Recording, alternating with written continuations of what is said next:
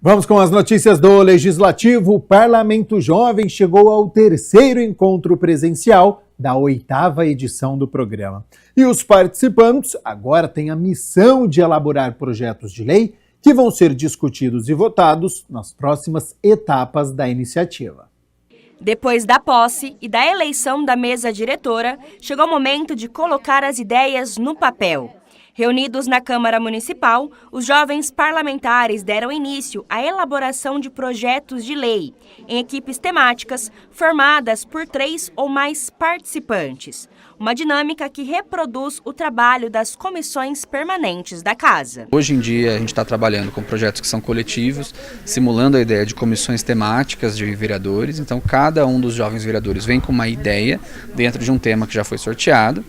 E aí eles vão se reunir em grupos e os grupos vão discutir qual é a melhor ideia. Um apresenta para o outro, apresenta falhas, e aí dessa discussão apenas um dos projetos vai virar de fato lei. Ao todo, 8 comissões temáticas foram organizadas para debater questões de interesse coletivo, com o objetivo de buscar soluções para desafios do município.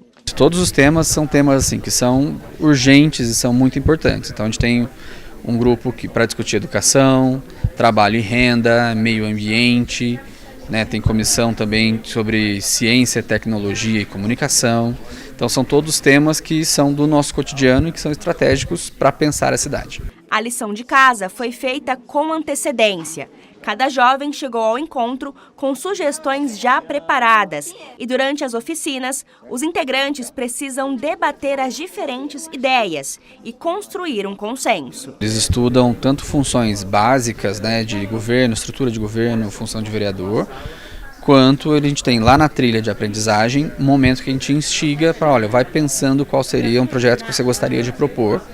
Né? E no primeiro encontro presencial que eles tiveram aqui, a gente teve uma aula sobre técnica de redação legislativa, para eles aprenderem o formato dessa criação dessa lei, e agora eles vão colocar isso tudo para o jogo coletivo. Então eles têm que negociar qual vai ser o melhor tema, qual eles acharem que vai render a melhor lei, um apresentar falha um para o outro, para que um projeto saia mais robusto, né, de todas as cabeças pensando juntas. As propostas desenvolvidas aqui pelos estudantes serão apresentadas, debatidas e votadas nas reuniões ordinárias do Parlamento Jovem. Nosso projeto de lei se baseava muito em ter uma sala para gente com deficiência, também com deficiência auditiva, tanto como pessoas que têm laudo ou pessoas que têm deficiência mesmo em aprendizagem.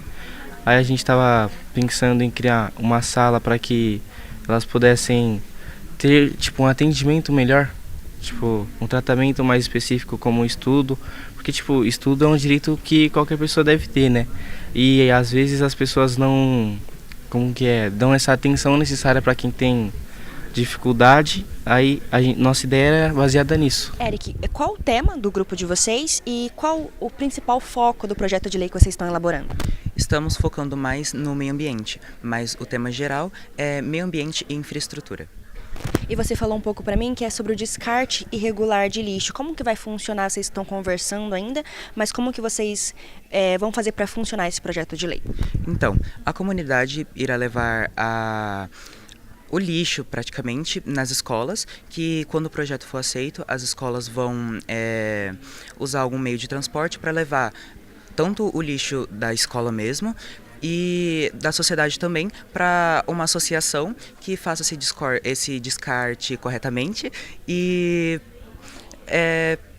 ajudaria também na limpeza da escola, tanto até no bairro também. Nossa ideia é fazer uma reestruturação dos prédios antigos de Campinas através de emprestar eles para ONGs, que aí as ONGs vão ter os prédios gratuitamente, só que ao mesmo tempo eles vão ter que fazer as pequenas reformas. Então é trazer mais espaços de cultura para o município de Campinas. É isso. As atividades continuam após o recesso escolar, período em que os textos serão aprimorados antes das sessões plenárias. Ao final da experiência, todo o conteúdo produzido pelos participantes será encaminhado aos gabinetes dos vereadores e também ao Executivo Municipal. A expectativa que a gente viu já ao longo dos anos que o parlamento funciona é que os projetos eles vão ficando cada vez melhores, né, em termos de técnica legislativa, técnica de redação. As ideias que eles propõem são elas vão crescendo, elas vão ficando cada vez mais ousadas, né, de modo que é bem possível que alguns desses projetos, se pegasse de fato para um vereador, ele poderia virar um bom projeto para a cidade. Então é bom essa coletivização que a gente faz do trabalho, faz com que os projetos acabam crescendo muito. Comissão de Legalidade da Câmara realiza a última reunião do semestre com a análise de 3 projetos. 3 projetos foram analisados na 10ª reunião da Comissão de Constituição e Legalidade da Câmara. O encontro fechou o semestre da comissão, que analisa a maioria das matérias que tramitam no Legislativo de Campinas. Uma delas, com parecer favorável do relator, o vereador Roberto Alves, trata da questão relacionada ao meio ambiente. Que altera a Lei 10.841, de 24 de maio de 2001, que dispõe sobre a criação do Sistema de Administração de Qualidade Ambiental e de Proteção de Recursos Naturais e Animais no Conselho Municipal do Meio Ambiente e da outras providências. Pergunta ao vereador Nelson Orser como vota. Favorável ao projeto. Vereadora... relator. Ok. Vereadora Mariana Conte. Ele tira a representação da CETESB, que é um órgão técnico do Estado, e substitui pela Secretaria Estadual do Meio Ambiente, que é um órgão político. Então, altera, tira um órgão técnico e substitui por um órgão político. Também tira o consórcio intermunicipal do PCJ e substitui pelo gabinete do prefeito, o que também é um órgão eminentemente político. Então, esse projeto ele está aumentando o controle do Executivo Municipal e Estadual sobre o Conselho de Meio Ambiente. Quero lembrar, estamos num momento de emergência climática, estamos próximos do El Niño, com maior, o que se prevê, o que a ciência tem falado, é que nós vamos ter as maiores temperaturas já registradas na história da humanidade.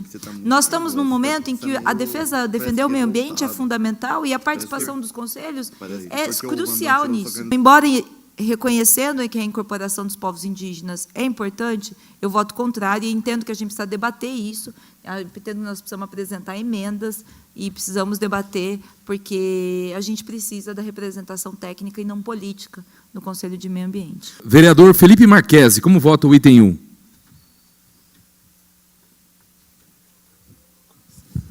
Senhor presidente, eu acompanho o voto do relator. Eu também acompanho o voto do relator, voto favorável. Vereador Wagner Romão, como vota? O fato da gente retirar um representante da Câmara Municipal de Campinas, né, que acho que, se não me engano, é até ilegal essa possibilidade, porque trata de um conselho de representação da sociedade civil e do Executivo. Né. Eu também concordo com as considerações da vereadora Mariana. Acho que nós vamos ter que fazer um debate importante sobre esse projeto, quando formos discutir o mérito dele, mas voto favorável nesse momento, porque entendo que não há nenhum óbice jurídico. Vereador Mineiro do Espetinho. Senhor presidente, voto favorável, sigo o relator. Ok, então o item 1 está aprovado. Os pareceres favoráveis ao projeto que cria o Código de Ética Parlamentar e o Decoro Parlamentar e sobre o quadro da Orquestra Sinfônica Municipal também foram aprovados. Os 3 projetos foram aprovados, agora seguem para as outras comissões e última reunião do semestre, né? Então, eu acho que foi um trabalho aí feito com excelência, não só do presidente, mas de todos os membros, né? Tratando da legalidade de todos os projetos e vamos continuar aí no segundo semestre. A Câmara de Campinas realizou uma homenagem aos 40 anos de produção literária do escritor, professor e pesquisador Fausto Antônio, em um evento que destacou a contribuição para a educação e valorização da diversidade cultural brasileira.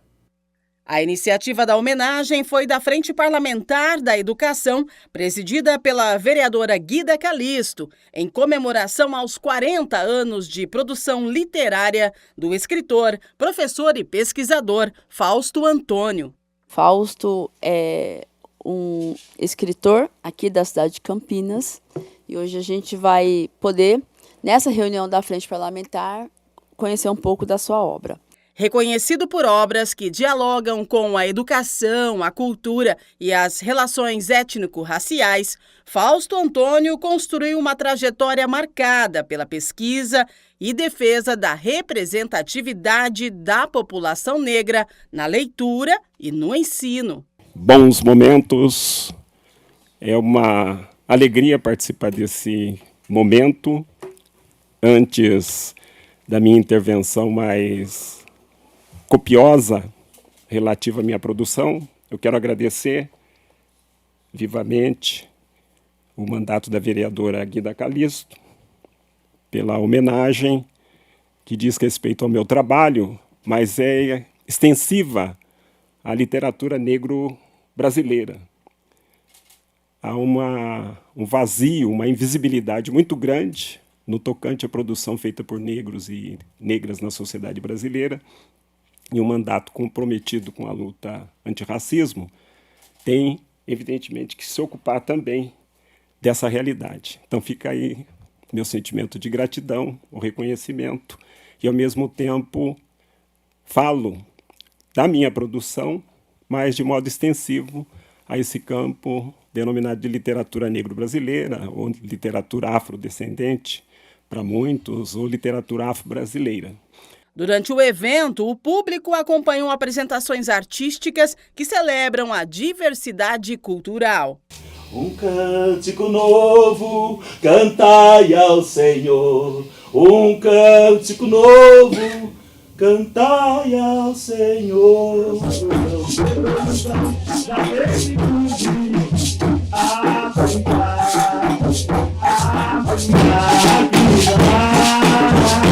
O encontro reuniu educadores, pesquisadores e convidados para destacar a contribuição para a educação e para a valorização da diversidade cultural brasileira.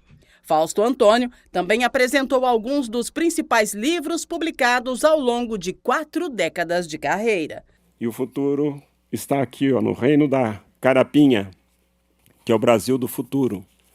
O Brasil não só misturado e miscigenado do ponto de vista dos veículos, mas o Brasil misturado do ponto de vista da produção imagética, da produção filosófica e da produção da ciência. E no Reino da Carapinha foi ilustrado pelo Junião, uma edição belíssima e conta com a apresentação da Heloísa Pires Lima. Eu fecho aqui a minha exposição, que é mais um passeio pela realidade de quem foi impactado pelo sistema cultural negro brasileiro e que, ao mesmo tempo, tem se ocupado da renovação do sistema, porque ele empiriciza a ancestralidade e deve ser considerado como uma instância social, e não como um espaço apenas para o canto, dança e música. E olha só, a Comissão Permanente de Ciência, Tecnologia e Inovação aqui da Câmara de Campinas se reuniu e discutiu o tema Cidade Inteligente, Cadastro Multifinalitário. Com o tema Cidade Inteligente, Cadastro Multifinalitário, a Comissão de Ciência, Tecnologia e Inovação da Câmara de Campinas se reuniu e abordou a modernização da gestão pública e o desenvolvimento de cidades mais eficientes. Eu sempre falo que Campinas é realmente a cidade mais inteligente, mais digital da condição aqui metropolitana, talvez do Brasil inteiro, né? Mas da parte do ponto de vista de inteligência, a gente ainda precisa construir muito. Realmente os assuntos aqui tratados foram muito importantes, principalmente a questão de um cadastro, né, multifinalitário que traz todos os cidadãos para um cadastro que se integrem nas diversas secretarias. São muitas secretarias na cidade, mas cada secretaria assume o seu protagonismo e os munícipes ficam, às vezes, sem uma convergência de dados. Em uma apresentação realizada por uma empresa especializada em soluções para governos e cidades inteligentes, foi citado a importância do conhecimento real dos problemas de um município. O grande movimento que a gente inicia é começar com conhecimento. Eu quero trabalhar esse conhecimento, uma cidade inteligente, a partir do conhecimento real dela. E quando eu falo conhecimento, é saber exatamente de onde vem a demanda, por qual canal essa demanda entra dos serviços, em quanto tempo eu respondo à população. A carta de serviço de uma cidade é um compromisso de entrega para a população. Então, a gente precisa realmente honrar todos os prazos que estão ali.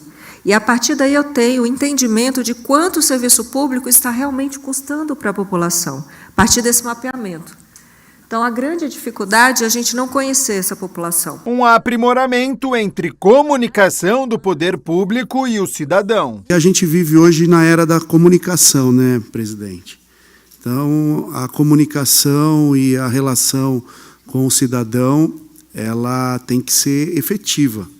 Até pelo que o Vossa Excelência disse agora. Ela se sente valorizada, paga o imposto e tem de volta o seu reconhecimento e saber que ela está sendo mencionada, está sendo preocupada, está sendo cuidada, né?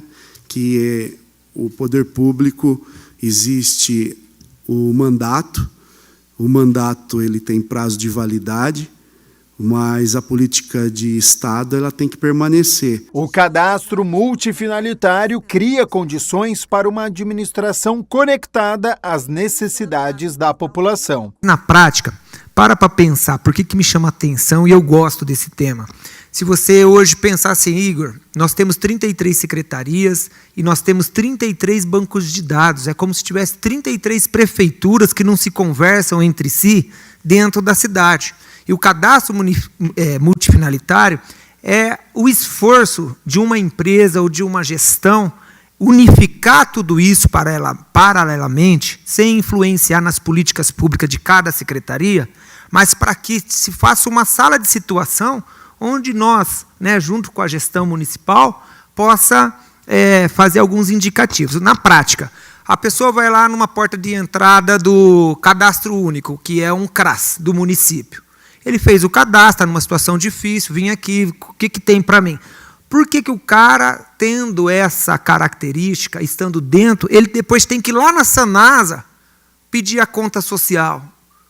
Não tem porquê. Esse cadastro multifinalitário que foi proposto aqui hoje, por uma empresa do setor, ele traz a importância e a relevância e traz também o munícipe, o cidadão, à luz da governabilidade, do que a cidade oferece, a qualidade do serviço que a cidade oferece e o que pode e o que precisa ser melhorado. Então, realmente foi bem interessante a reunião. Peço que todos assistam e possam complementar os seus conhecimentos. A Câmara Municipal de Campinas concedeu o diploma de mérito educacional ao professor Darcy Ribeiro ao Sindicato dos Professores de Campinas e Região, o Simpro Campinas. A homenagem reconhece os 85 anos de atuação da entidade na defesa dos direitos dos educadores e da educação pública de qualidade. A solenidade celebrou a trajetória do sindicato, que há mais de 8 décadas atua na organização e representação dos professores da região. A homenagem foi proposta pelo vereador Gustavo Peta e destacou a contribuição do Simpro Campinas para a valorização da categoria docente e para o fortalecimento da educação pública. É uma honra, gente, entregar o diploma Darcy Ribeiro ao Simpro, porque é uma homenagem, não é apenas uma homenagem a uma instituição, é uma homenagem a uma história construída por professoras que dedicam e dedicaram a sua vida à educação e ao conhecimento e à formação de muitas gerações. Ao longo dos 85 anos, o Simpro realmente se tornou uma referência na defesa de um projeto de país. E um projeto de país não se faz sem um investimento muito forte em educação. E não se pode pensar em educação sem a valorização dos professores e das professoras. A cerimônia reuniu dirigentes sindicais, representantes de entidades parceiras e professores no plenário da Câmara. O evento também contou com uma apresentação especial do coral Voz Livre Campinas, grupo feminino criado em 2012 e vinculado ao Ponto de Cultura do sindicato. Ao receber o diploma, a presidente do Simpro Campinas destacou que a homenagem representa o trabalho coletivo construído por gerações de professores, dirigentes e funcionários da entidade. Isso aqui foi construído por todas as gestões. Eu passo para o Augusto, porque é da primeira gestão que fez do sindicato um sindicato classista, não é? Mas de todas as gestões. Eu vou até lembrar alguns nomes que foram fundamentais e que infelizmente não estão mais aqui. Por exemplo, o Rubão. O Rubão era especial, né? E daí, gente, eu não consigo. Se eu for falar os que já partiram, eu vou começar a chorar. Então, eu vou fazer homenagem ao Rubão. Pronto. Pelo Rubão, eu faço homenagem a todos os demais que partiram. E também quero citar alguns que foram diretores. Nós tivemos grandes mulheres que foram diretoras do sindicato. Por exemplo, a Tide foi presidente do sindicato. Olha que sindicato importante. A nossa categoria de professores é composto, em sua maioria, por mulheres. Não sou eu homenageada, é o Simpro Campinas e região. O sindicato tem que defender os trabalhadores, o sindicato tem que confrontar os interesses daqueles que os exploram. E essa compreensão sempre foi uma compreensão muito clara. E por isso que o Simpro tem essa história maravilhosa, e que a gente hoje aqui concede uma homenagem chamada Darcy Ribeiro. E é uma homenagem muito justa, porque Darcy Ribeiro foi um dos maiores historiadores, uma das pessoas que melhor compreendeu o papel da educação e o que é o povo brasileiro, um estudioso, dedicado à luta em defesa da escola pública, né, e dedicou a sua vida à construção de um país mais justo e mais soberano.